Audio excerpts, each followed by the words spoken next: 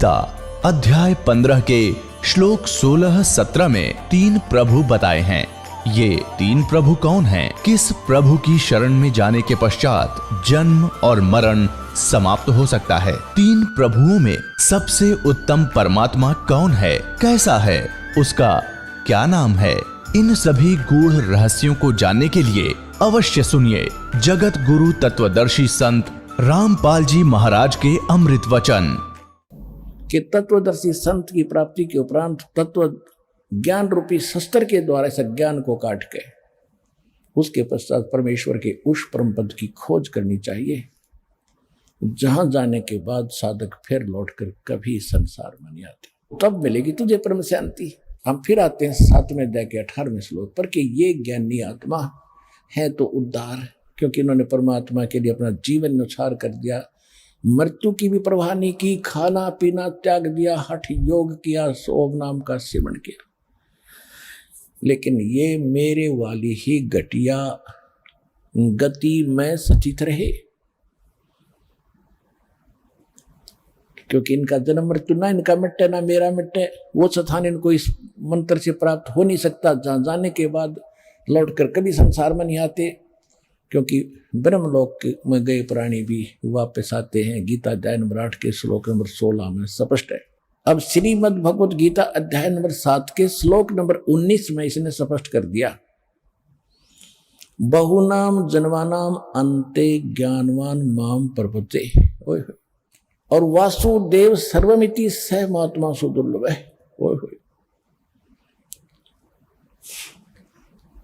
इसका कितना देखो, अगर ये इतने सिंपल होते ये ग्रंथ तो इस दास से पहले पता नहीं कितने ऋषि झक मार कर चले गए। इनका कैखा का पता नहीं, वेदों का पता नहीं। कबीर भगवान ने अपनी सृष्टि की जानकारी स्वयं बताई, सच्चा सत्संग सच्चा ज्ञान तत्व ज्ञान खुद बताया। उसके बाद इस दास को भेजा इसको सुलझाने के लिए।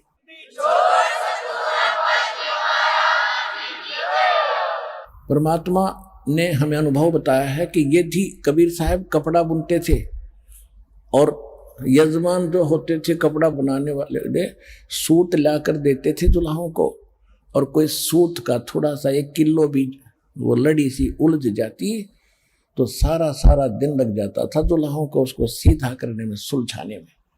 यदि गांठ लग जा टूट गई तो गांठ लगेगी तो उसकी फिर कीमत नहीं मिले, बुनाई नहीं मिलनी।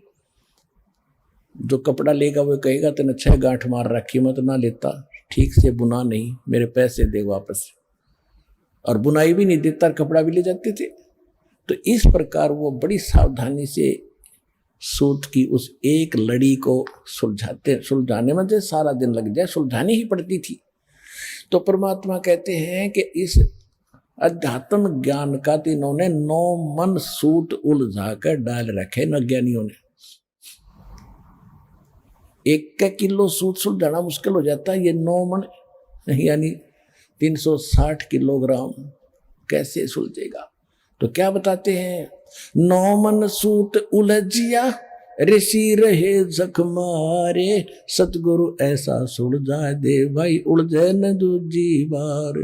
तो अब ये 9 मन सूत जो इन्होंने उलझा रखा था भगवान की दिव्य दृष्टि से, परमात्मा कबीर जी के ज्ञान से आज ऐसा सुलझा दिया इस दास ने, अब कलयुग में ये उलझेगा नहीं। भक्ति को करियो से मत करियो।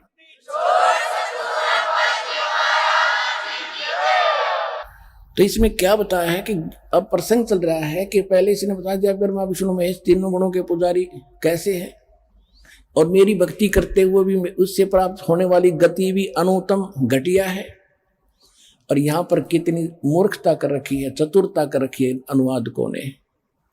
7वें अध्याय के 18वें श्लोक में अनुत्तम का अर्थ कर दिया कि मेरी सर्वोत्तम गति में, सबसे अच्छी गति में सचित है। अरे बुद्धि भ्रष्टो, एक बैड वर्ड है अंग्रेजी में बैड, और एक गुड। और जहां पर बैड लिखा हो और उसका अर्थ कोई गुड करता है, अच्छा करता है, तो उसको कितनी परीक्षा में नंबर मिलेंगे? 0। और हमारे ये नकली धर्मगुरु क्या ले रहे थे? 100% उस झूठे अनुवाद से, और विद्वान पाक रहे थे, ऐसे वेद के ज्ञाता नहीं, ऐसे गीता के अनुवादक नहीं, अरे आचार्य और शंकराचार्य कह लागे, कख पता नहीं था इनको भक्ति मार्ग का, उवा बाई बक्या करते सारे। अब ये कहता है कि 7वें अध्याय के 19वें श्लोक में कहता है कि बहुनाम जन्मानाम अंते ज्ञानवान माम प्रपद्ये।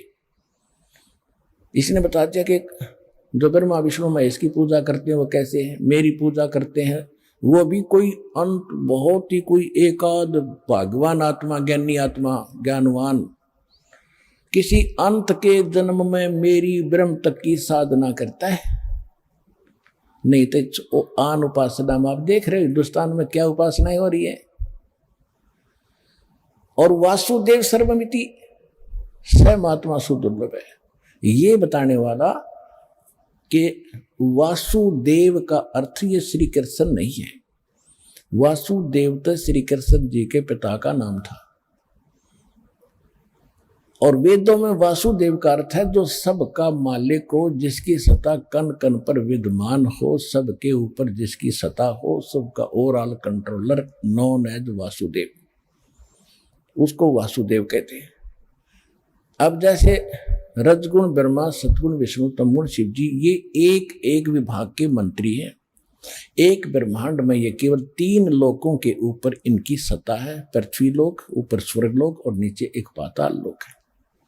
इसमें एक विभागीय मंत्री है। ये एक ब्रह्मांड में भी कंप्लीट यानी वासुदेव नहीं है, सब में व्यापक नहीं, सबके ऊपर इसकी सत्ता नहीं है इनकी। इनके पिता है ब्रह्म, ये केवल 21 ब्रह्मांड के अंदर ही व्यापक है, ये सर्वव्यापक यानी वासुदेव नहीं है। गीता ज्ञान ब्रह्मा विष्णु महेश का जो पिता गीता ज्ञान दाता है, इसको सरपुरुष कहते हैं, इसको ब्रह्म भी कहते हैं, इसको ज्योत स्वरूपी काल निरंजन भी कहते हैं। और फिर इसके बाद है परब्रह्म, यानी इस ब्रह्म से नेक्स्ट ब्रह्म का क्षेत्र, उसको अक्षर पुरुष कहा है। वो केवल 7 संग ब्रह्मांड के अंदर मालिक है, वो कुल का मालिक, सर्वव्यापक नहीं है, सबके ऊपर उसकी सत्ता नहीं है। अब तीसरे नंबर का जो परमात्मा है, ब्रह्म, परब्रह्म और फिर पूर्ण ब्रह्म, दूसरे शब्दों में सरब्रह्म, अक्षर ब्रह्म और परम अक्षर ब्रह्म। वो परम अक्षर ब्रह्म जो है, वो परम अक्षर ब्रह्म जो है, वो है वासुदेव सर्वगतम ब्रह्म, जो सबके लिए पूज्य है, जो सबका उत्पत्ति करता है, सबका पालन करने वाला, संसार रूपी वृक्ष की मूल वही है जो 15वें अध्याय के प्रथम मंत्र में जिसके विषय में कहा है, ऊर्ध्व मूलम अधः शाकम अश्वत्थम प्राहु अव्यम छंदासी यस्य पर्णानि ये तम वेद से वेदवित्। फिर 15वें अध्याय के 16 और 17 श्लोक में कहा है कि 3 पुरुष हैं, ये सरपुरुष, अक्षर पुरुष। 16वें श्लोक में 15वें अध्याय के में ये स्पष्ट कर दिया है कि ये दोनों नाशवान हैं, इनके अंतर्गत जितने प्राणी हैं इनका भी अंत होता है, अविनाशी नहीं है। 15वें अध्याय के 17वें श्लोक में श्रीमद् भगवत गीता में स्पष्ट कर दिया है कि उत्तम पुरुष है तू अन्य परमात्मा इति उदाहरते है, ये लोग तर्यम आविश्य विवर्ती अवेश्वर है। वो उत्तम यानी पुरुषोत्तम असली भगवान श्रेष्ठ परमात्मा तो इन दोनों से सरपुरुष और अक्षर पुरुष से कोई और है, और वो वास्तव अविनाशी है, वही सबका धारण पोषण करने वाला, तीनों लोकों प्रवेश करके संसार रूपी वृक्ष की मूल है वो, और वही परमात्मा कहा जाता है। पुणात्माओं 15वें अध्याय के 18वें श्लोक में भ्रम पैदा हो जाता है, और एक कोई सदानंद का वर्ण इसका वो चिल्ला यूट्यूब पर डाल रखी है, उसने एक बकवास कि रामपाल 15वें अध्याय के 18वें श्लोक के बारे में क्यों नहीं बोलता, उसमें खुद कहता है गीता ज्ञानदाता मैं पुरुषोत्तम हूँ। तो वो भाई साहब उसको समझा नहीं ठीक से, यही तो बात बिगड़ रही है। अगर ज्ञान समझ में तुम्हारे आ जाता तो मुझे क्या जरूरत है थूक बिलोने की, आपकी सुनी हुई बातों को हम आगे पढ़ लेते, पढ़ ही रहे थे अभी तक। अब दास को बुद्धि दी है, उसका सुनो जवाब क्या है। अब जो गीता ज्ञान दाता बता चुका है 15वें अध्याय के 17वें श्लोक में कि उत्तम पुरुष है तू अन्य, इन दोनों से न्यारा है, तो उसी को परमात्मा कहते हैं, और वही तीनों लोकों में प्रवेश करके सबका धारण पोषण करता है। और 15वें अध्याय के 16वें श्लोक में दास ने आपको बताया दिया कि सरपुरुष और अक्षर पुरुष, सरपुरुष 21 ब्रह्मांड का स्वामी है, और अक्षर पुरुष सात ब्रह्मांड का स्वामी है। इनकी सचीची बता दिए। अब 15वें अध्याय के 18वें श्लोक में का क्या भाव है, उसमें ये कहा है कि अर्जुन मेरे अंतर्गत जितने भी प्राणी यानी 21 ब्रह्मांड में जितने प्राणी हैं, चाहे वो जीवात्मा है चाहे मनुष्य या किसी प्राणी के शरीर में, इनसे मैं उत्तम हूं, इनसे तगड़ा हूं, ये मेरे कंट्रोलर में, मैं इनका संचालक हूं। और जिस कारण से लोक वेद के आधार से, लोक वेद माने दंत कथा के आधार से, मैं पुरुषोत्तम प्रसिद्ध हो रहा हूं इनमें। और उसने स्पष्ट कर दिया कि पुरुषोत्तमता 15वें अध्याय के 17वें श्लोक में बता दिया, वो है पुरुषोत्तम जो तीनों लोकों में प्रवेश करके सबका धारण पोषण करता है और वो वास्तव में अविनाशी है। इसका ये अर्थ। तो इस श्लोक को दास छोड़ देता था क्योंकि ये हमारे इस चैप्टर में नहीं आता था, इसलिए उनको भ्रम पैदा हो गया। अब वो भक्त सुनेंगे श्रद्धालु तो उनकी अकल ठिकाने आवेगी। सच्चाई सच्चाई होती है।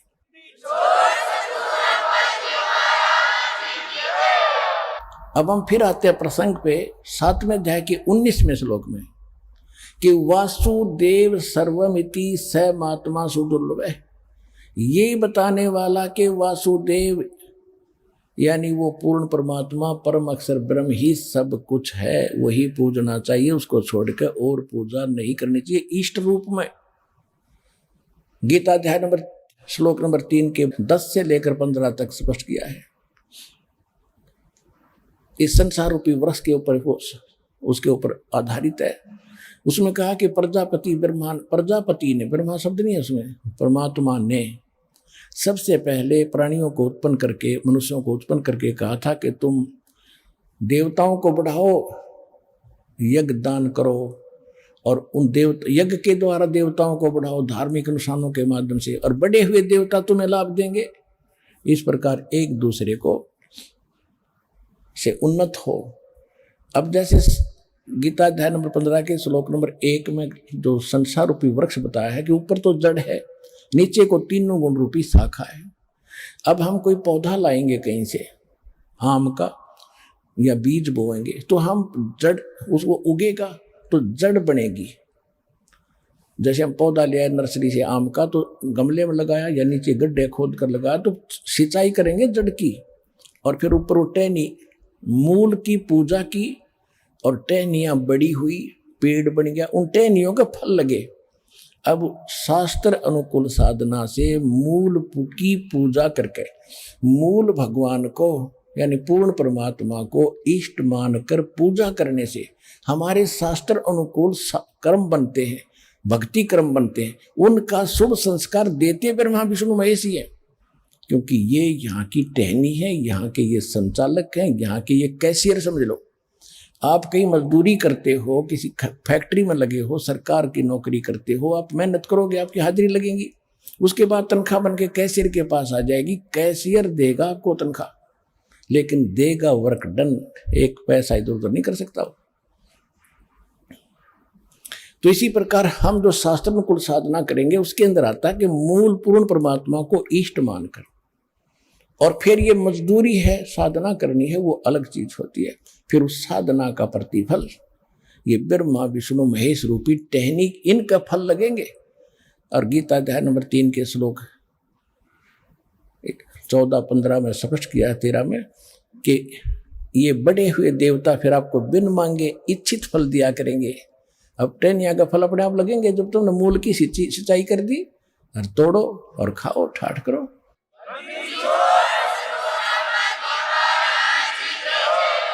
तो ब्रह्मा विष्णु महेश हमारे अध्यात्म मार्ग में इस भक्ति रूपी पौधे के अंग हैं, टहनियां हैं, इनको छोड़ नहीं सकते।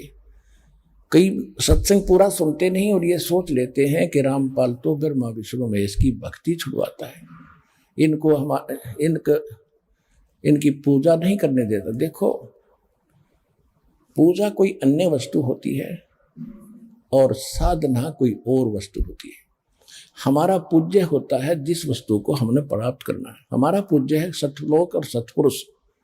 वो कैसे मिले, वो साधना जो हम करेंगे वो पूजा में नहीं आती। जैसे हमने जल प्राप्त करना है पृथ्वी से, और पृथ्वी हमारा पूज्य है, प्राप्त हमारा प्राप्य वो है, प्राप्त करने योग्य वस्तु जल है। उसके पाने के लिए जो भी इंस्ट्रूमेंट हम प्रयोग करेंगे, उपकरण, और जो मजदूरी करेंगे, वो हमारी साधना है, वो पूजा नहीं है। लेकिन उस साधना के बिना पूज्य वस्तु मिल नहीं सकती। तो ब्रह्मा विष्णु महेश के जो प्रथम मंत्र आपको दिए गए हैं, ये समझ लो अपने साधना है, या पूजा नहीं है। क्योंकि हमने सतलोक जाना है, वो स्थान पाना है, वो परम गति पानी है, जहाँ जाने के बाद साधक फिर लौट कर कभी संसार नहीं आते, वो सदा सुखी होती है, परम शांति प्राप्त होती है। वो है सतपुरुष, और सतलोक हमारा प्राप्य वस्तु है, पूज्य है। पूजा तो हम उसकी कर रहे हैं। जैसे हमने कोई सेब खानी है, तो सेब के लिए पहले मजदूरी करो। मजदूरी कर रहे हैं कि किस लिए सेब खाऊंगा, तो पैसे लेकर मार्केट में गए, सेब बोला, उसने तोला और हमने खाया। तो ये मजदूरी थी, उसका पूज्य सेब था। इसलिए ये मजदूरी है जो जल प्राप्ति के लिए हैंडपंप लगाते हैं, फिर उसको मेहनत करते हैं। पूजा जल की जाती है। इसी प्रकार पूजा हम सत्य पुरुष की करते हैं, और ये ब्रह्मा विष्णु महेश के मंत्र जो है, ये हमारी साधना है। ये समझ कर देना दास चाहता है।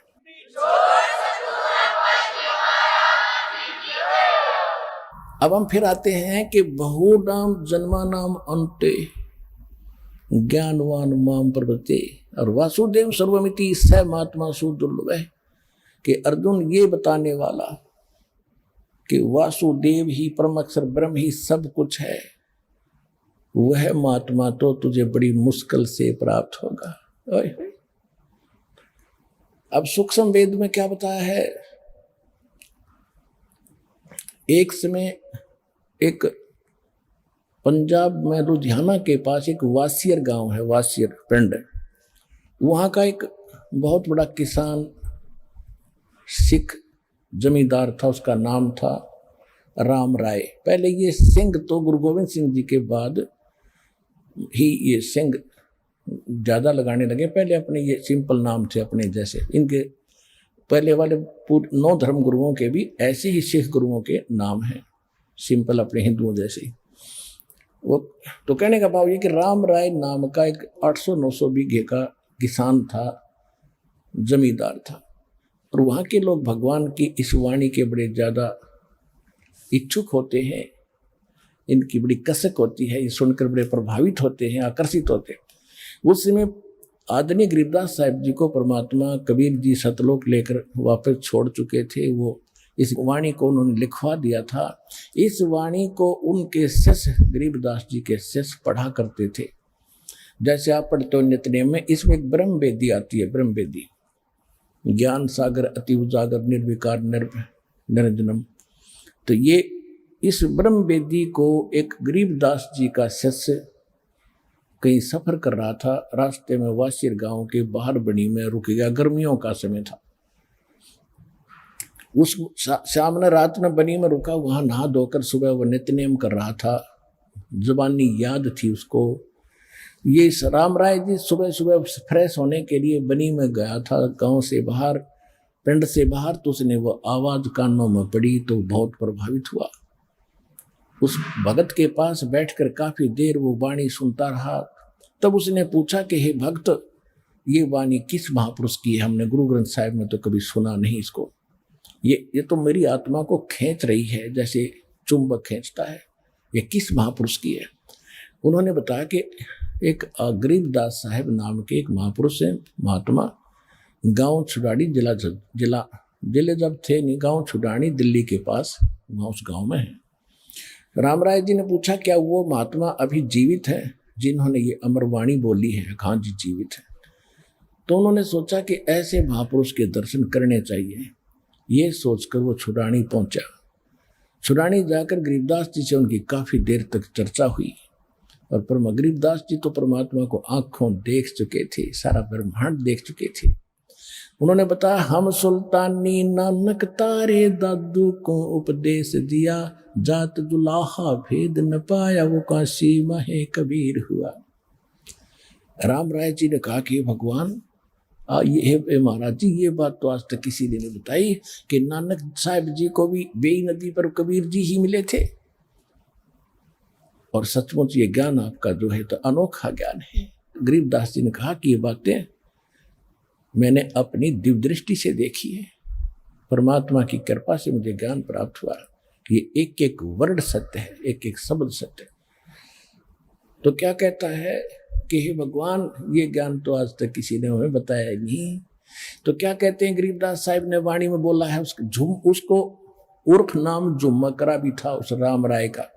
जैसे गांव में एक सेकंड नाम रख लेते हैं, किसी का भुंडू, किसी का सुंडू, किसी का झंडू, वैसे रख लेते हैं।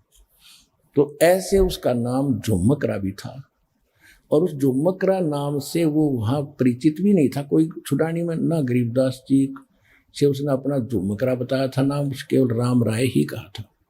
झुमकरा उसको क्यों कहते थे कि वो आदमी घना शंका ज्यादा व्यक्त करता था किसी भी काम में, यानी उसका दिमाग झूमता रहता था, कभी उसकी मान ली, कभी उसकी मान ली, कभी फिर दूसरे की मान ली, वो झूठ मान गया। इस तरह उसको झुमकरा कहने लगे पिंड गांव में। तो गरीबदास जी ने उसके झुमकरा नाम से संबोधित किया, तो वो भी प्रभावित हो गया, भाई इस महापुरुष ने मेरा यू उर्फ नाम कैसे पता लग गया। चलो वो तो बाद की बातें हैं। कहते हैं गरीबदास जी ने क्या बताया, कोटो मध्य कोई नहीं रे झुमकरा, अरबों में कोई गर्क सुनो रही झुमकरा, तत्व भेद कोई ना कह रे झुमकरा, ये पैसे ऊपर नाच सुनो रे झुमकरा। अब क्या बता रहे हैं गरीबदास जी कि इस ज्ञान के जानने वाला जो मैं तुझे बताने जा रहा हूं, और जो मैंने इस वाणी में लिखवा दिया, और जो मैंने तुझे बताया है, इसको करोड़ संतों में कोई जानने वाला नहीं होगा, करोड़ों में, अरबों में कोई एक होगा। गर्क, गर्क माने कंप्लीट इन ऑल रिस्पेक्ट।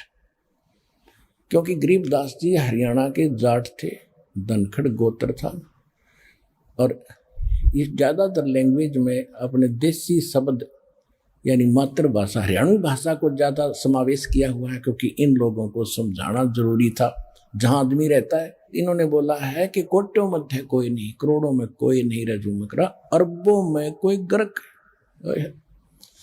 गर्क के दो शब्द है हरियाणवी भाषा में, एक तेनों का अगर तेरा बेड़ा गर्क हो यानी तेरा नाश हो, और दूसरा गर्क का अर्थ है जैसे ये कहते हैं कि भाई ये व्यक्ति के पास इतना धन है, ये तो धन में गर्क है। एक गर्क का शब्द ये भी होता है। और एक किसी बच्चे में ताकत ज्यादा होती थी, पहलवान होता था, ने बोला भाई हांगे में गर्क हो रहा है, तो यानी शक्ति में ताकत में गर्क है। तो यहाँ जिसके पास कंप्लीट स्पिरिचुअल नॉलेज और भक्ति विधि है, उसके विषय में कहा है कि कोटों मध्य कोई नहीं रहे झुमकरा, अरबों में कोई गर्क सुनो रही झुमकरा। यानी इस अध्यात्म ज्ञान का पूरी ताकत, पूरी भक्ति, सब कुछ जिसके पास है, कंप्लीट इन ऑल रिस्पेक्ट। दूसरे शब्दों में कहूँ, इस गर्क का अर्थ कि कोई अरब व्यक्तियों में, संतों में तुझे एक मिलेगा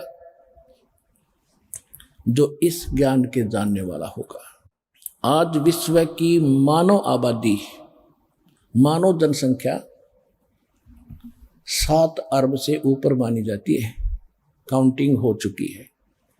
और इस 7 अरब के अंदर ये दास है एक तत्वदर्शी संत।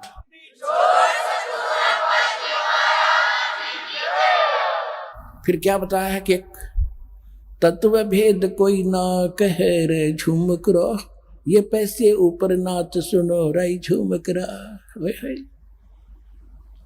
कहते सब पैसे के ऊपर डमरू पीट रहे हैं, सब आप अपनी महिमा बनाए फिर रहे हैं, पैसा चाहिए इन संतों ने।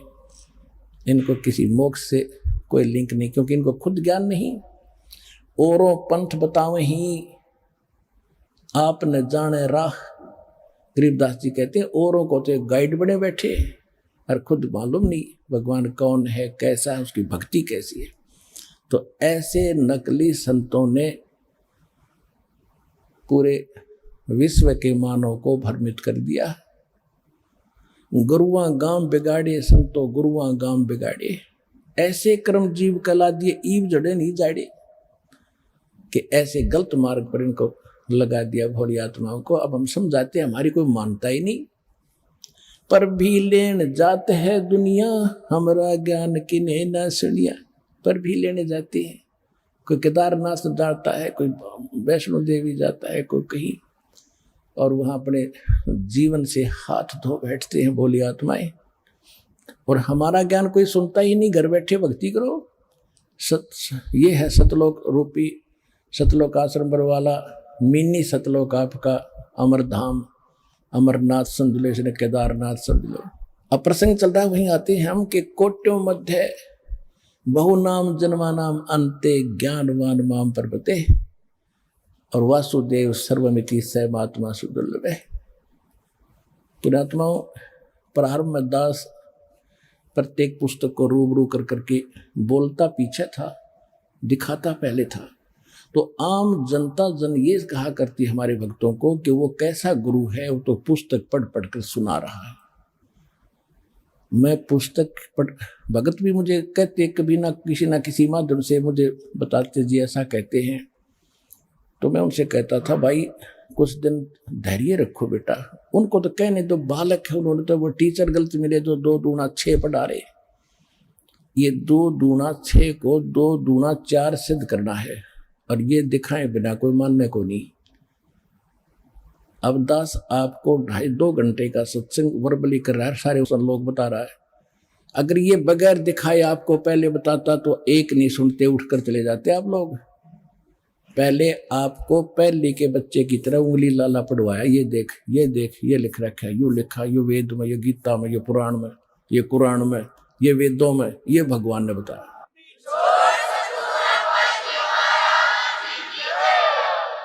अरे बाप सुनने लायक हो गए तो दास आपको ऐसे अनमोल वचन और सुना करेगा जो आज तक अभी कम उस कोर्स में नहीं आए हैं, जो परमात्मा की वाणी समझाया करेगा। तो समझने के योग्य बनाने थे पहले आपको, इसलिए प्रमाण दिखाने थे। ये पहले दास सन 1994 से लेकर सन 2000 तक 1 तक परमात्मा की वाणी जो सूक्ष्म वेद से ज्ञान देता था, लेकिन जिनको लाभ हो गया वो तो मानते थे भगवान कबीर जी, क्योंकि उनके पास विकल्प नहीं बचा था, बाकी अन्य नहीं मानते थे। 2001 में परमात्मा से विनय की इस दास ने कि परमात्मा, ये तो अंडरस्टूड आप परमात्मा है, लेकिन आपको परमात्मा कैसे सिद्ध कर पाएगा ये दास। एकदम प्रेरणा हुई कि वेद मेरा भेद है, मैं ना वेदन के माही, और जौन वेद से मैं मिलूँ ये वेद जानते नहीं। अब वेद तो हमारे पास थे नहीं, गीता थी मंगवाई, देखा। जब भगवान ने ये बोल रखा कि मेरी महिमा है सारी, तो अवश्य इसमें कोई बात जरूर पावेगी कि भगवान का वचन गलत नहीं हो सकता। जब देखा गीता जी में, हम यही मानकर पढ़ रहे थे कि कृष्ण जी ने बोला, तो वो कह रहा कि कोई और परमात्मा है, उसकी शरण में जा, 18 में जाके 62 में श्लोक, गद गद आत्मा होगी कि अवश्य मेरा भेद मिलेगा। फिर नए सिरे से गीता को पढ़ा, नए सिरे से अनुवाद किया, आज आपके पास गहरी नजर गीता के रूप में उपलब्ध है। ये वास्तविक अनुवाद है इस गीता जी का।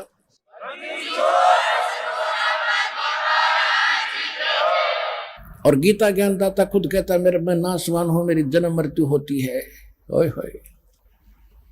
फिर देखा वेदों को, वेद संस्कृत में अनुवाद करनिया मैं ऋषि दयानंद, जिसने भट्ठा बैठा रखा, अनुवाद गलत कर रखे, जैसे गीताड़न कर रखे थे, उत्तम का अनुमत, अनुत्तम का अति उत्तम लिख रखा। फिर भी परमात्मा ने जो बुद्धि दी थी दास को, उनके अनुवाद देखे, फिर उनसे हटकर अनुवाद यथार्थ किया, और फिर उससे ये भेद सामने आया कि कबीर इज गॉड। वेद बताते कबीर इज गॉड, वेद बताते परमात्मा साकार है।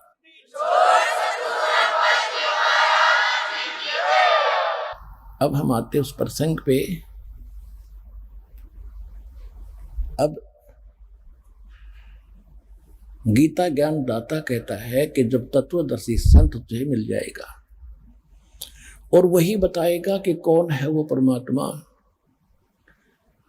और कैसा है वो भगवान, वो तत्वदर्शी संत गॉड गिवन स्पिरिचुअल नॉलेज से का जानकार है, नॉन है। तो यहाँ गीता अध्याय नंबर 20, 21, 22 और 23 में क्या लिखा है? गीता ज्ञान दाता कहता है कि ये जो अन्य देवताओं की पूजा करते हैं वो मेरी पूजा ही मानकर कर रहे हैं। जैसे हम श्याम जी ने पूजा करते, वह पूजा भगवान की मान रहे थे कि भगवान की भक्ति, भगवान रूप में ये पूजते हैं, ये भगवान की भक्ति कर रहे हैं।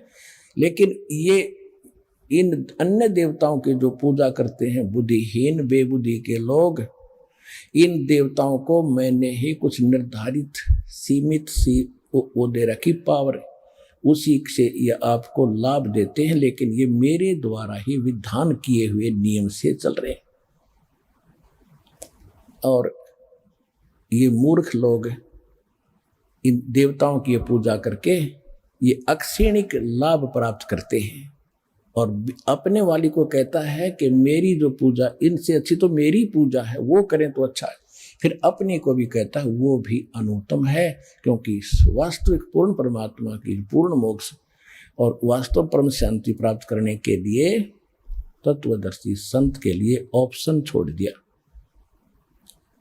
तो वो तत्वदर्शी संत या तो भगवान थे या दास, कुछ महापुरुषों के शुभ नाम आपको बताता वो थे। आदरणीय धर्मदास साहिब जी, आदरणीय मुल्कदास साहिब जी, आदरणीय नानक साहिब जी, आदरणीय दादू दास साहिब जी, आदरणीय गरीबदास साहिब जी, गांव छुड़ानी, जिला झज्जर, हरियाणा वाले।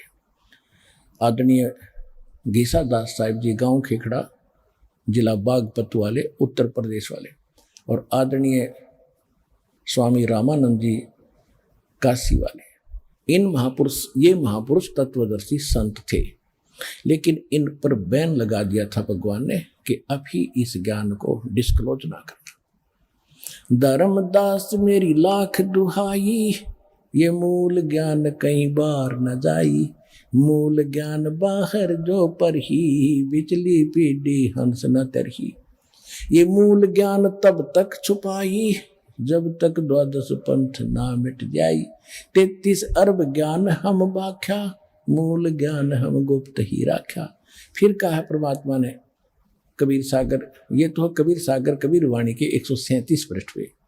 एक कबीर सागर के अंदर कबीर चरित्र बोध के 1870 पृष्ठ पे लिखा है, धर्मदास मेरी लाख दुहाई, ये सार शब्द कई बार न जाई। सार शब्द बाहर जो पढ़ी, ये बिचली पीढ़ी हंस न तेरी।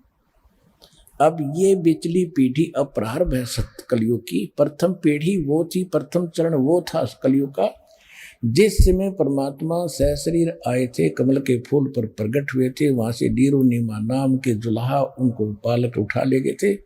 धीरे धीरे लीला करते हुए बड़े हुए, फिर जुलाहे का काम करते थे, साथ में प्रचार, अपना ज्ञान भी प्रचार करते थे। 64 लाख से हो गए थे उस परम पिता परमात्मा के एक धाणक के, जो आज से 450-500 वर्ष पहले, यानी 120 वर्ष रहे परमात्मा। 1398 से 1518 तक उनके 64 लाख से हो गए थे। ना कोई मीडिया था, ना कोई प्रचार का माध्यम था, क्योंकि परमात्मा एक समय में हजारों जगह प्रकट हो जाते थे।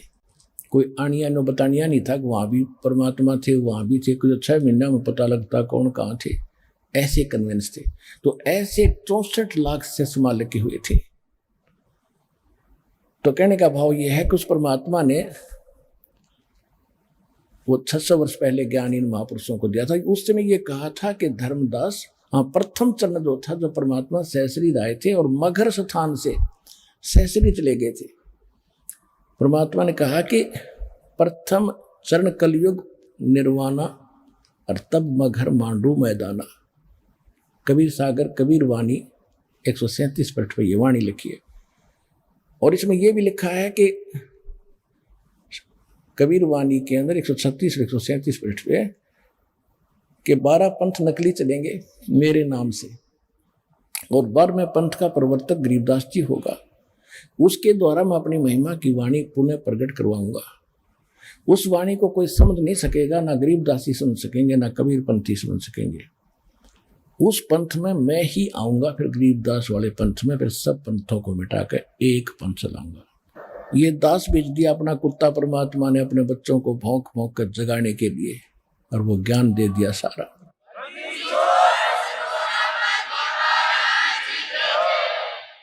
तो ये प्रथम चरण वो था कलयुग का। और फिर बिचली पीढ़ी बता दी कि एक बार काल का और परमात्मा का संवाद हुआ था। काल ने कहा था आप कहाँ जा रहे हो। पहले तो बकवास करी थी, तो भगवान के सामने इसकी पार नहीं बसाई, तो इसने फिर फरियाद करी थी कि परमात्मा कहाँ जा रहे हो, कि मैं नीचे जाऊंगा और तेरी पोल खोलूंगा, सब्जियों को बताऊंगा तू भगवान नहीं है, तू काल है, तू कपटी है, या छुपा बैठा है, तेरा किसी को मालूम नहीं, तेरा भेद बताऊंगा और सत भक्ति दूंगा जो मेरे को मालिक ने दी है। परमात्मा अपने को छुपा कर यहाँ लीला कर रहे थे। यदि उस काल को पता चल जाए ये स्वयं भगवान खड़े हैं तो कलेजा फट जाता, उसका हार्ट अटैक हो जाता। तो इसलिए मालिक छुप कर आए, अपना भेद छुपा कर अपने आप को एक दास बताया कर यहाँ लीला करे हमारे लिए। तो उसने कहा कि आप क्या क्या करोगे, कैसे करूँगा, एक सतनाम दूंगा और सबको पार कर दूंगा। सब यहाँ से तेने क्या हाल कर रखा है, इनका हाहाकार मचा हुआ है। तो फिर इसने विनय की थी कि 3 युगों में जीव ना ले जाना भगवान, 4थे युग में कितने ले जाना है। परमात्मा को मालूम था कि सतयुग त्रेता द्वापर में ये दुखी नहीं होंगे, और जब तक ये दुखी नहीं होंगे इतना मुझे पहचानेंगे नहीं। जैसे दास पूजा कर रहा था रामकृष्ण बाबा श्याम जी हनुमान जी की, और घर में सुख हुआ, पढ़ा, नौकरी लग गया, ब्याह हुआ, बेटा बेटी हुई, सारे सुख हो गए। और हम सोचा करते थे श्याम जी दे रहा है, कभी हनुमान जी कृपा कर रहे हैं, कभी विष्णु जी कृपा कर रहे हैं, अरे मिल रहा था प्रारब्ध। तो परमात्मा ने ये बताया कि जब तक तुम किसी की पूजा करते रहो, तुम्हारे पुण्य चलते हैं, तो भगवान आपको सुख देता ही रहेगा, चाहे उसको गाली देते रहो। और जब पुण्य समाप्त होंगे, जब देखना जिन पूजाओं को तुम कर रहे हो वो कोई भी कुछ भी साथ आपको नहीं दे पाएगी। तो सतयुग त्रेता द्वापर में इनके पुण्य चलते हैं और ये किसी की भी पूजा करते सुखी नजर आते हैं। इसलिए भगवान की यथार्थ ज्ञान को स्वीकार कोई करने वाला था ही नहीं। इसलिए परमात्मा ने काल को कह दिया ठीक है तथास्तु।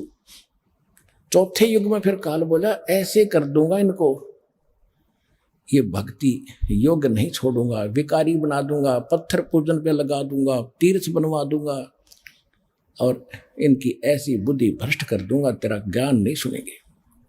इसने दूसरी बात ये कही थी कि परमात्मा ने कहा था 4था युग जब कलयुग आवेगा तब मैं अपना एक दास बेचूंगा। परमात्मा छुपकर ही बोलते हैं। तो इसने एक प्रार्थना की थी कि भगवान कलयुग में पहले मेरे दूत चले जा प्रचारक, उसके बाद अपने भेजना। परमात्मा बोला तथास्तु भाई, चलिए अभी तेरी मान ली। उसने चतुरता तो यह करी थी कि सब नहीं सा कंडम करवा दूंगा, झूठे पंथ बना के नकली पंथ चला के ये हजूर साहेब और फलाना साहेब क्या करेंगे, कख इनके पास नहीं। तो सारे भक्तिहीन होकर मेरे मुख मांगेंगे। परमात्मा को मालूम था कि पहले अगर इसके दूत नहीं जाएंगे तो फिर हम बिनता कैसे बताएंगे। परमात्मा बोले तथास्तु। अब आप देख रहे हो आज तक के जितने ऋषियों ने जो अनुभव बताया वो पुराणों में विद्यमान है। आज तक के जितने पंथ चल रहे हैं, आचार्य शंकराचार्य, इनका ज्ञान आपके पास है। ये राम और कृष्ण तीनों देवताओं, ब्रह्मा विष्णु महेश की पूजा बताते हैं, इनको फाइनल मानते हैं।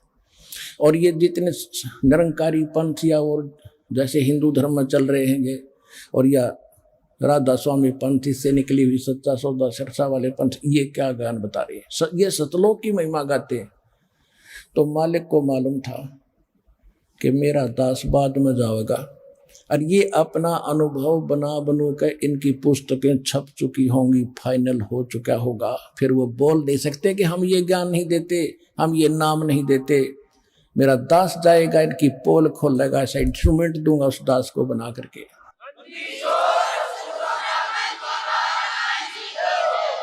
अब ये प्रोजेक्टर और ये टेलीविजन, डीवीडी, ये चिप, यानी ये अब परमात्मा ने दिए हैं और आपको शिक्षित किया, पहले आपको योग्य बना सदग्रंथों को समझने के लिए, और फिर ऐसे इंस्ट्रूमेंट दे दिए, हाथों हाथ सच्चाई दी। तो परमात्मा ने पहले निर्धारित कर दिया था। धर्मदास जी ने कहा था कि भगवान आप तो कह रहे हो कि कलयुग के मैं पार करूंगा, कन्या गणों को पार करूंगा, ये अब तो कलयुग का अच्छा समय चल रहा है, अब भी आपकी कोई नहीं मान रहा। सन 1398 से 1518 के बीच की बातें धर्मदास जी कर रहे हैं। परमात्मा ने कहा कि कलयुग बीतते 5500 बात कहते हैं चौथा युग जब कलयुग आई, तब हम अपना अंश पठाई। काल फंद छूटे नर लोई, सकल सृष्टि परवानिक होई। धर्मदास जी को भगवान बता रहे थे कि चौथा युग जब कलयुग आओगा, मैंने उससे कहा था काल से, और सारी सृष्टि नाम लेगी और काल का फंद छूटेगा। फिर धर्मदास जी ने यह प्रश्न किया था, भगवान ये कैसी बात बनेगी? तो कहा था, घर घर देखो बोध विचारा, सतनाम सब ठोर उचारा। कलयुग बीते 5500 पाचा, तब ये वचन मेरा होगा साचा। कलयुग बीत जावे जब एता, सकल प्राणी परम पुरुष पद चेता। ओए होए, कितने गूढ़ रहस्य इनके अंदर चंदवानियों में, कि 5505 वर्ष जब कलयुग बीत जाएगा, तब ये मेरी बात सच्ची नजर आवेगी। धर्मदास जी, जो मैं आज कह रहा हूं कि पूरे विश्व में घर घर में मेरी चर्चा चलेगी, घर घर में सतनाम की चर्चा होगी, भक्ति किया करेंगे। और जब 5505 कलयुग बीत जाएगा ना, जब ये मेरी बात सत्य साबित होगी, उससे पहले तक मुझे मूर्ख समझेंगे कि वैसे बकवास कर रखी है। सारी सृष्टि उस परम पुरुष पद चेता। गीता अध्याय नंबर 15 के श्लोक नंबर 4 में जिसके विषय में कहा है कि तत्वदर्शी संत की प्राप्ति के उपरांत परमेश्वर के उस परम पद की खोज करनी चाहिए, जहां जाने के बाद साधक फिर लौटकर कभी संसार में नहीं आते, और केवल उसी की पूजा करो, वो परम पद। अब यहां बताया है कि कलयुग बीते 5500 पाचा, तब ये वचन मेरा होगा साचा। कलयुग बीत जावे जब एता, जब कलयुग इतना यानी 5505 बीत जाएगा, सकल प्राणी सकल जीव जो मनुष्य शरीरधारी है और परम पुरुष पद चेता, परम पुरुष उस परम अक्षर ब्रह्म पूर्ण परमात्मा के उस परम पद के चेता माने जानकार होंगे, जहां जाने के बाद साधक फिर लौट कर कभी संसार में नहीं आते। तो उस समय काल ने कहा था कि पहले मेरे दूत जावे संत और पीछे तेरा आवे। परमात्मा ने कहा था तथास्तु। तो फिर उसने कहा था, क्योंकि कबीर साहब जोग जीत अपने पुत्र के रूप में खड़े थे वेश में, तब उस काल ने कहा था जाइयो जोग जीत संसारा, उसमें चले जाना कलयुग में, चौथे युग में।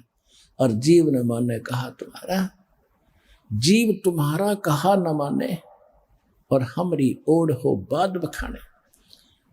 और क्या कहा था कि तीर्थ व्रत और धाम बनाऊं, या विद जीवों को भरमाऊं, और अनेक पंथ चलाऊं, या विद जीवों को भरमाऊं। और फिर परमात्मा ने कहा था कोई बात नहीं, तो आप अपना काम करना, हम अपना करेंगे।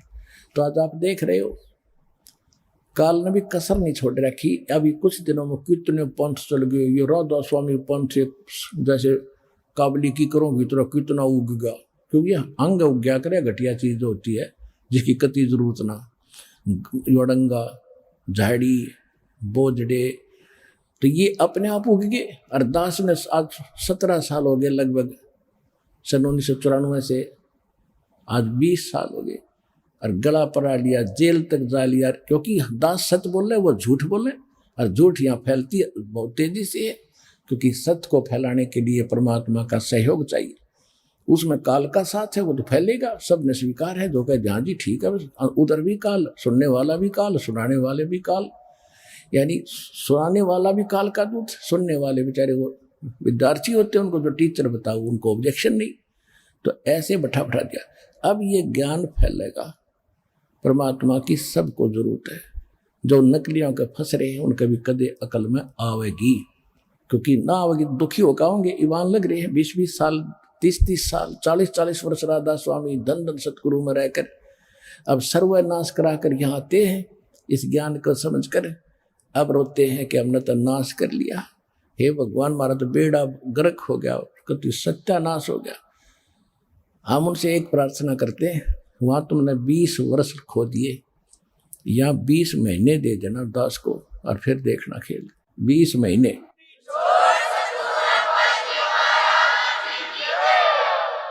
अब जो प्रसंग चल रहा था आज का,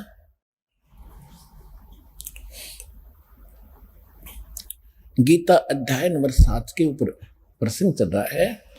अब गीता अध्याय नंबर 20 से लेकर 23 तक ये स्पष्ट कर दिया। फिर 24, 25 और 26 में अन्य अपने सत्र का इसने ऊट पटांग बातें कही हैं जो हमारे इस कोर्स की जरूरत नहीं।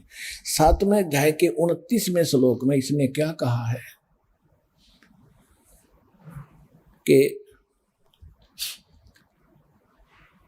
जरा मरण मोक्षाय यतन्ति ते, जरा मरण मोक्षाय माम आश्रित यतन्ति ये ते तत्ब्रह्म विदु कृष्णम अध्यात्म कर्म च अखिलम। होय होय, कहते मेरे इस ज्ञान को जो आश्रय कर लेता है कि तत्वदर्शी संत की खोज करो, उनसे पूर्ण परमात्मा की जानकारी के बारे में पूछो, वो बताएंगे आपको सही ज्ञान। जो इसको आश्रित करके तत्वदर्शी संत की खोज कर लेता है, उसके पश्चात वो केवल जरा और मरण से के कष्ट से छूटने का, मोक्ष प्राप्ति का ही प्रयत्न करते हैं। क्यों करते हैं? क्योंकि ते ब्रह्म तत्विदु, वो तत्व ब्रह्म से परिचित हैं, तत्व ब्रह्म से, और सारे धातु से परिचित है, सब कर्मों से परिचित है। कैसे कर्मों से परिचित है? जैसे एक समय अध्यात्म तो आपको बता ही दिया, ए से लेकर जेड तक गिनती दास ने कर दी। ब्रह्मा विष्णु में इसकी क्या स्थिति है, सरपुरुष कौन है, 21 ब्रह्मांड का स्वामी ये ब्रह्म है।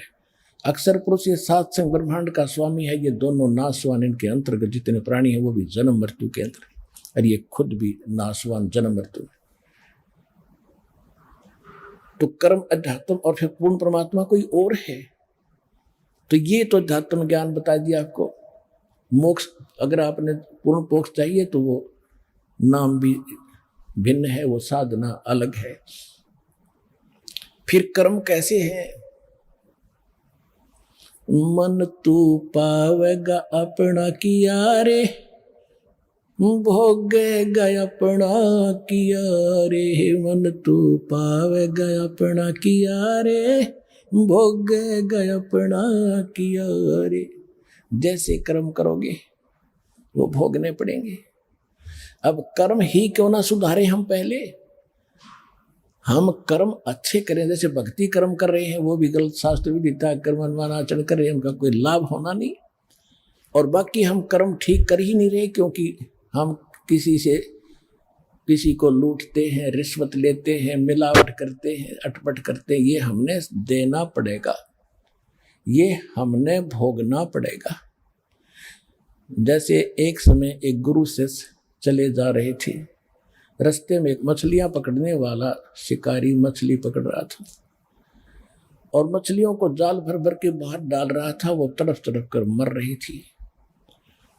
तब गुरु जी से शिष्य ने पूछा कि हे गुरुदेव, इस अपराधी प्राणी को क्या सजा मिलेगी, कैसे पाप कर रहा है, कैसे जीव मर रहे हैं इसके सामने, इसको जरा रहम नहीं। गुरु जी ने कहा बेटा इसका उत्तर मैं फिर दूंगा। 5, 7, 10 वर्ष के बाद फिर गुरु शिष्य दोनों चले जा रहे थे। आगे एक हाथी का छोटा सा बच्चा उछल कूद मचा के कूद रहा था। वो वृक्षों के बीच में फंस गया, 2 वृक्षों के बीच में, और ऐसे ऐसे झटके झुटके मार कर वो निकलता गया, लेकिन खाल छुल गई उसकी। वर्षा के दिन थे, उसमें कीड़े पड़ गए और कीड़े पड़ा, वो पड़ा पड़ा चिल्ला रहा था। अनगिन कीड़े मोटे मोटे उसके शरीर को खा रहे थे, उसके प्राण नहीं निकल रहे थे। अब दोनों गुरु शिष्य वहां से निकले, तब उस चेले की दृष्टि पड़ी कि ये क्यों चिल्ला रहा है हाथी का बच्चा।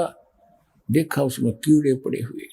तब उसने पूछा गुरुदेव, इस प्राणी ने कौन से जन्म में ऐसा कौन सा कर्म किया था जिसको इतना दंड भोग रहा है, कीड़े खा रहे हैं। तब उसने कहा कि सुन बेटा, जिस उस दिन जो मछियारा था ना, वो मछियां पकड़ रहा था और वो मछियां को बाहर डाल रहा था, तड़प तड़प के मर रही थी।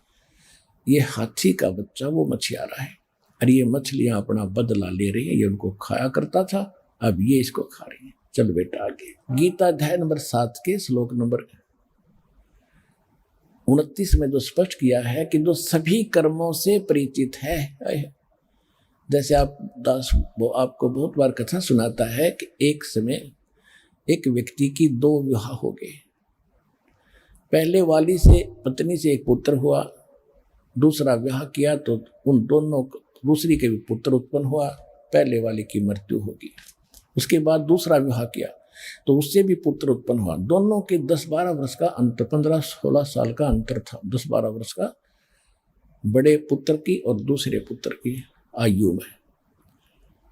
तो किसान की मृत्यु होगी। बड़े का विवाह हो चुका था, छोटा भी 10-12 वर्ष का था, छोटे वाला किसी कारण से रोगी हो गया। संपत्ति का बराबर का अधिकारी था, कुछ दिन ट्रीटमेंट भी करवाया, फिर उन्होंने दोनों ने, पति पत्नी ने क्या लालच छाया कि क्यों ना इसको विष दिला दे और सारी संपत्ति अपनी हो जाएगी। यही लास्ट में निष्कर्ष निकला। किसी वैद्य से संपर्क साधा, उस वैद्य ने कहा इतने पैसे लूंगा, मैं ये काम कर दूंगा, दवाई कर दूंगा। ऐसा ही हो गया, उसने 200, 250, 500 रुपये जो लिए वो दे दिए और उसको विष दे दिया, वो मर गया। सभी को ये था कि बीमार है, भाई मर गया, बात खत्म हुई। आइए अब हम उन श्रद्धालुओं के अनुभव जानते हैं जो जगत गुरु तत्वदर्शी संत रामपाल जी महाराज जी से दीक्षा प्राप्त कर चुके हैं तथा उनके द्वारा बताए गए भक्ति मार्ग पर चल रहे हैं। नमस्कार जी। नमस्कार भाई साहब। आपका क्या नाम है बहन जी? मेरी नाम गायत्री तिवारी है जी। आप कहाँ से आए हैं? मैं छत्तीसगढ़ जिला बिलासपुर पेंड्रा रोड मरवाही दानीकुंडी से आई हूँ। संत रामपाल जी महाराज जी से जुड़ने से पहले आप किसकी भक्ति साधना करते थे? हम गायत्री परिवार से जुड़े हुए थे, शांति कुंज हरिद्वार से, और वैसे सारे देवी देवताओं का भक्ति करते थे जो हमारे धर्म उसमें बताया जाता है। बहन जी, अभी आपने बताया कि आप गायत्री परिवार से जुड़े हुए थे, तो आप कितने वर्ष तक वहाँ से जुड़े रहे? वहाँ से हमारे पिताजी ने नाम ले रखा था और हम जब से पैदा हुए हैं तभी से वो भक्ति हम करते आ रहे हैं और 2013 तक वो भक्ति किए हैं। आपको वहाँ क्या क्या लाभ प्राप्त हुए? हम गायत्री परिवार से जुड़े रहे तो हमको कोई सुख उससे नहीं मिला, बल्कि दुख ही दुख मिलता गया।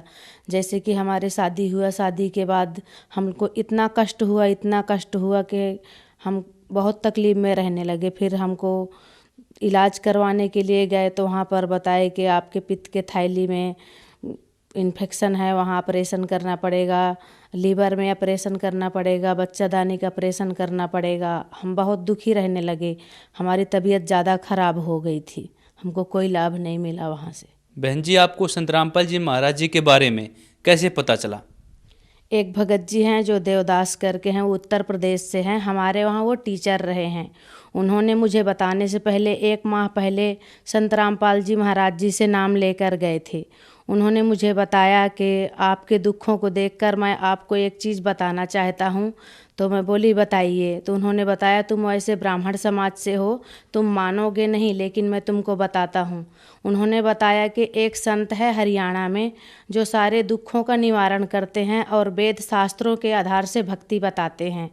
तो उनमें जो ब्रह्मा विष्णु महेश हैं, आप उनकी भक्ति करते हैं तो वो नासवान हैं और उनकी भक्ति से कोई लाभ नहीं मिलता। तब मैं उनसे झगड़ा की कि आप जो बता रहे हैं ऐसा नहीं हो सकता, हम जन्मों जन्मों से उनका भक्ति करते आ रहे हैं, वो नासवान कैसे हो सकते हैं और उनसे भक्ति करने से लाभ कैसे नहीं हो रही है, सारी दुनिया उन्हीं की भक्ति कर रही है। तो बहन जी, आप संत रामपाल जी महाराज जी के शरण में कैसे आए? वो देवदास भगत जी जो थे वो संत रामपाल जी महाराज जी से नाम लिए हुए थे।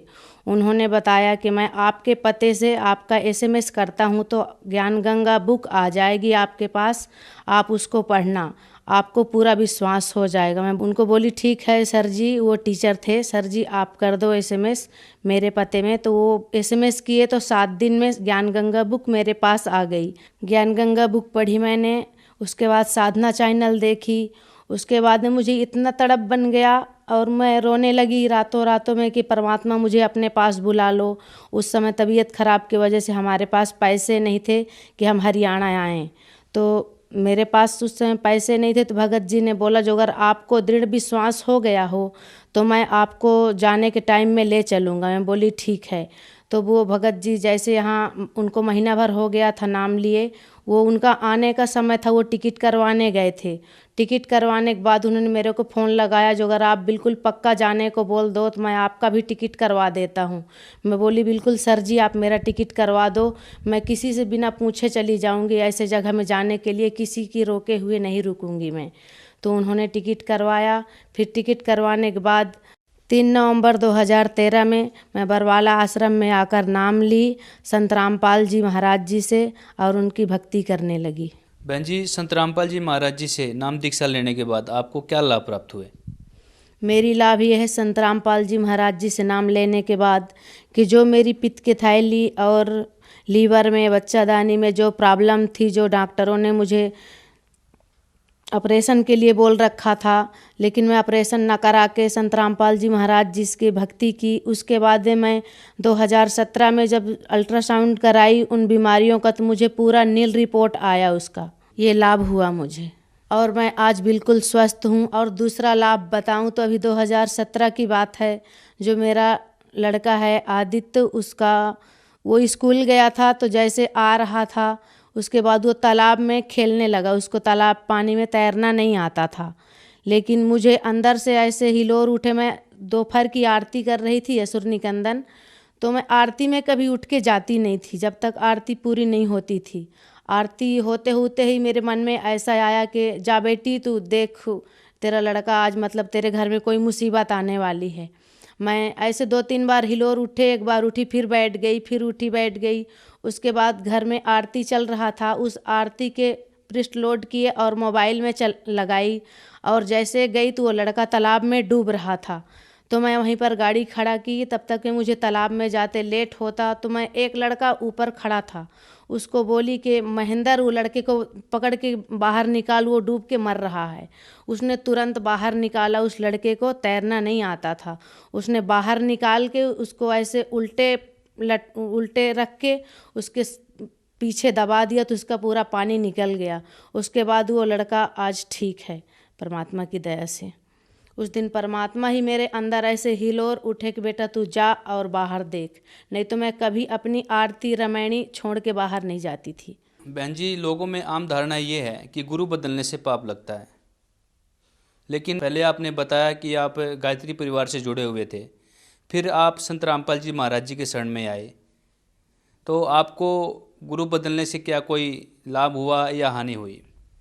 जी, मुझे तो गुरु बदलने से लाभ ही हुआ है, क्योंकि जैसे संत रामपाल जी महाराज बताते हैं कि जो अगर हम एक डॉक्टर से ठीक नहीं हो सकते हैं तो दूसरा डॉक्टर, तीसरा डॉक्टर के पास जाते हैं। इसी तरह से परमात्मा कहते हैं कि जब तक गुरु मिले नहीं साँचा, तब तक गुरु करो 10 पाँचा। आज की स्थिति में संत रामपाल जी महाराज की भक्ति करने से मोक्ष को भी प्राप्त होंगी और आज पूरी तरह से मैं स्वस्थ भी हूँ। बहन जी, आप जन समुदाय को क्या संदेश देना चाहते हैं? जन समुदाय को हम यही संदेश देना चाहते हैं कि पूर्ण संत की पहचान करो और पूर्ण परमात्मा की पहचान करो। जब तक आप पूर्ण परमात्मा की आपको पहचान नहीं होगी, आप ऐसे ही दूसरे संतों के उसमें फंसे रहोगे और शास्त्र विरुद्ध भक्ति करते रहोगे। शास्त्र विरुद्ध भक्ति करने से हमको कोई लाभ नहीं मिलता है। जो हमारे शास्त्र बताते हैं उसके आधार से हमको भक्ति करना चाहिए। बहन जी, संत रामपाल जी महाराज जी तो अभी जेल में हैं, यदि उनसे कोई जुड़ना चाहे तो कैसे नाम दीक्षा ले सकता है? संत रामपाल जी महाराज अभी जेल में हैं, लेकिन उन्होंने इतने चैनलों पर उनका सत्संग आता है और हर जगह जगह हर राज्यों पर नामदान केंद्र खुला हुआ है। धन्यवाद बहन जी। नमस्कार जी।